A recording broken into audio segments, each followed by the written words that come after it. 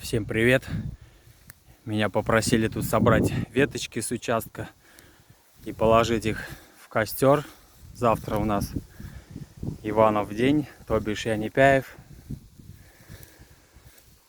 эстонский. И вот что из этого получилось, из веточек.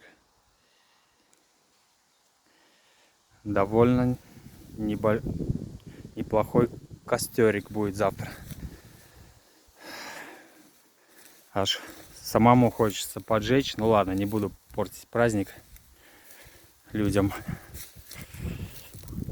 Но я бы посмотрел, как это будет пылать все.